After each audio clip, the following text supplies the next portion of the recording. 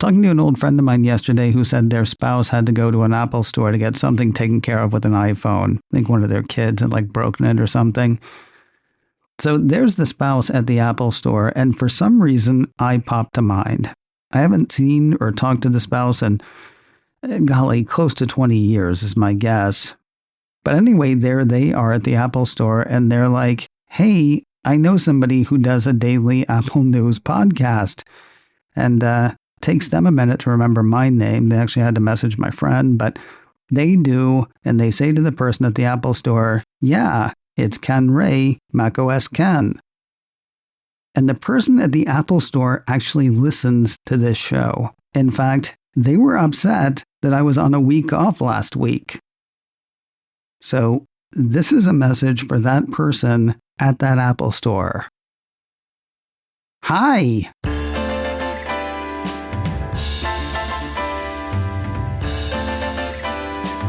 This is macOS Ken. And, hi to the rest of you as well. The EC finds Apple, sort of. Tariff uncertainty comes back early. And analysts lower targets ahead of Apple earnings.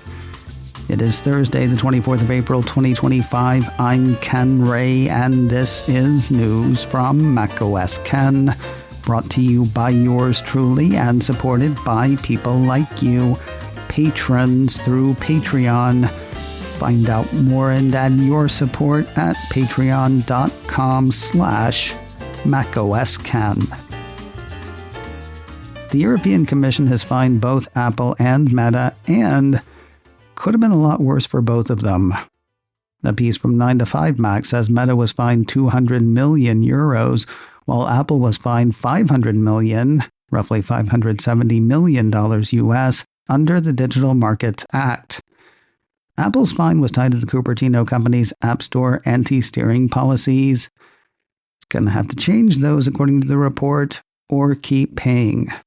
A piece from Ars Technica says both Apple and Meta have 60 days to bring their platforms into compliance, otherwise they face periodic penalty payments. The Ars Technica piece had European Commissioner for Competition Teresa Ribera saying, Apple and Meta have fallen short of compliance with the DMA by implementing measures that reinforce the dependence of business users and consumers on their platforms. And both of those companies were fine with that. 2, 3, 4. Not. Meta issued a statement saying, stuff. Apple, meanwhile, called its fine yet another example of the European Commission unfairly targeting Apple in a series of decisions that are bad for privacy and security of our users, bad for products, and force us to give away our technology for free. We have spent hundreds of thousands of engineering hours and made dozens of changes to comply with this law, none of which our users have asked for. Despite countless meetings, the Commission continues to move the goalposts every step of the way. Is it just me, or do they sound frustrated? As I said earlier, it could have been a lot worse for both companies. Ars Technica points out that the Commission could have or can fine companies found to violate the DMA as much as 10% of their global annual revenue. So why didn't they do that? More than one article I saw said the EC kept the fine relatively low to keep the peace with President Trump, which worked about as well as you'd expect.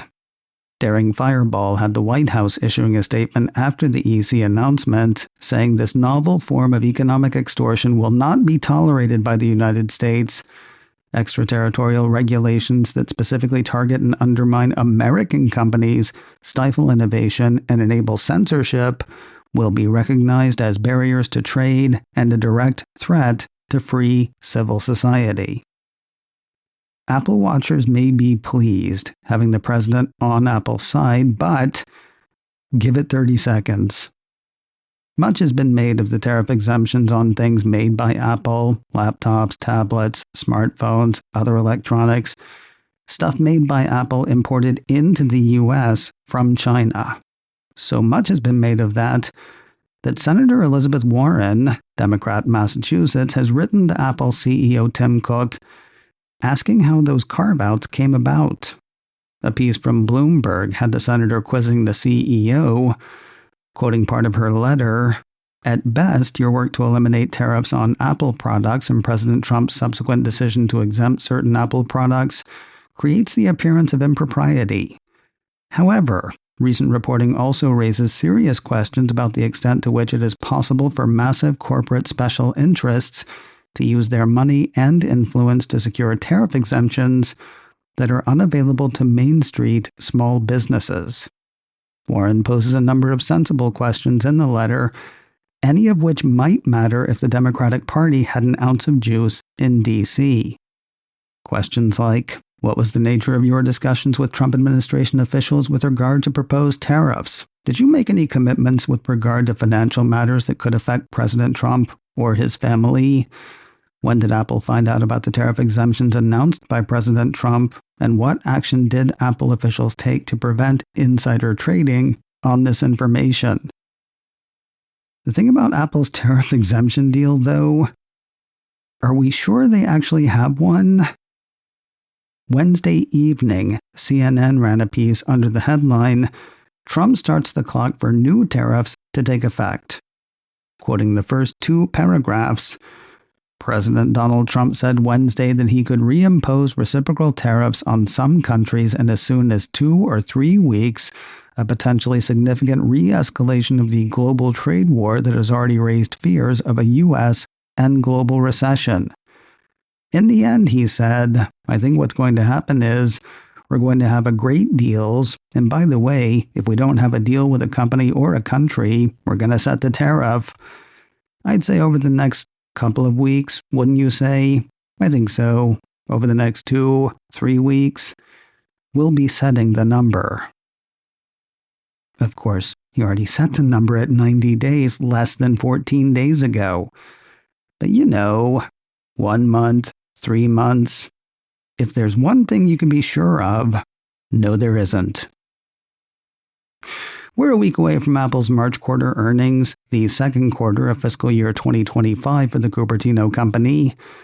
With that on the horizon and the turbulence of tariffs ongoing, analysts are looking at Apple shares, with a number of them trimming their targets. Apple 3.0 ran a piece Wednesday based on a report from CNBC. From the smallest cut to the largest, we start with Goldman Sachs analyst Michael Ng. He is still in the Apple. Quoting his note, "We believe that the market's focus on slower product revenue growth masks the strength of the Apple ecosystem and associated revenue durability and visibility." See? Still into Apple. He's got a buy rating on the company's shares, though he did shave $3 off his target, dropping it from $259 to $256. Lopping off more was UBS analyst David Vogt, calling him the least optimistic of the lot they wrote up. CNBC had Vogt telling investors, "We note that since the tariff announcements on the 2nd of April, consensus iPhone revenue and unit estimates for the June quarter have only modestly declined, but given geopolitical risk could erode demand in China in the second half of fiscal 25 before contemplating a macro slowdown in the US and Europe, we believe there is further downside risk to consensus iPhone unit estimates." Because he's apparently not heard about services and anything besides iPhone that Apple does. Mr. Vogt has a neutral rating on Apple shares. He cut his Apple target by $26, dropping it from $236 to $210. Going for more was Wells Fargo analyst Aaron Rakers. He thinks investors should consider the likelihood that Apple won't provide quantified guidance for the current quarter, given current tariff and macro-induced uncertainties. Like the early days of COVID, he says. And isn't it fun that that's what we're comparing today to? Again, though, still into Apple. Rakers has an overweight rating on shares of the company. The old target was too high to fly, though. He got that by $30, dropping it from $275 to $245. As a reminder, The least fun you can have on the phone happens 1 week from today. Apple's set to report numbers for the March quarter on Thursday, the 1st of May. 1st May. Those will hit by press release after the close of trading.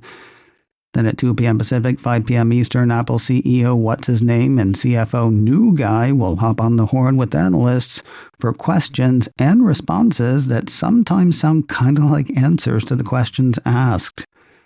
You can hear that as it happens on Apple's site. You can catch it as a podcast later, or you can skip the whole thing and catch points of interest here the next day. Growth for the Mac crushed it last quarter. That's the word from Counterpoint Research.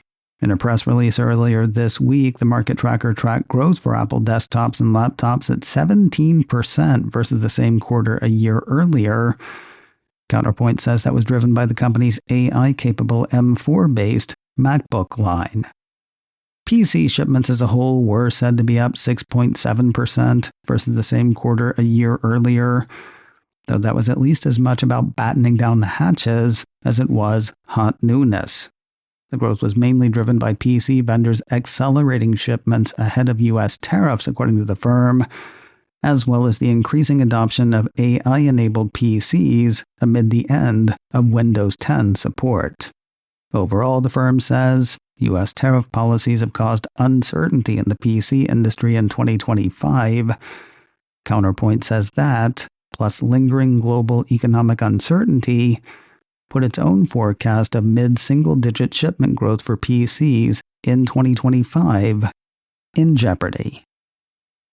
And finally today, that Apple store in Amsterdam is really having a week.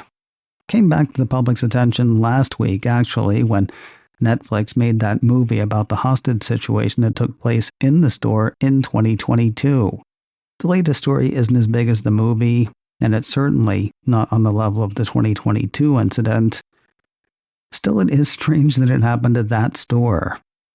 According to a piece from Apple Insider, a group of weekend shoppers in Amsterdam were surprised on a visit to the location on Sunday with an extremely tranquil shopping experience. Entering the store to acquire an Apple Watch, the group discovered they were the only ones there. Like, literally the only ones. There were no other shoppers, and there was no staff, because it was Easter, and the store was supposed to be closed. And yet the door was open. I'm going to state the person's title, security guard, had apparently gone for a break, and accidentally left the door unlocked. The would-be shoppers were white hats, it seems. Not only did they wave off other people trying to wander in, they also called the cops. Nothing broken nor stolen, according to the report. macOS Ken, brought to you by me, and supported by people like you, patrons through Patreon. Find out more and add your support at patreon.com/macOSKen. Advertising handle by Backbeat Media. Online at backbeatmedia.com. You can reach me a couple of ways.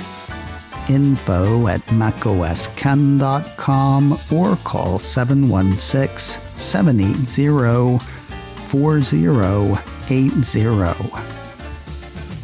Until next time, that is news from macOS Ken. I'm Ken Ray.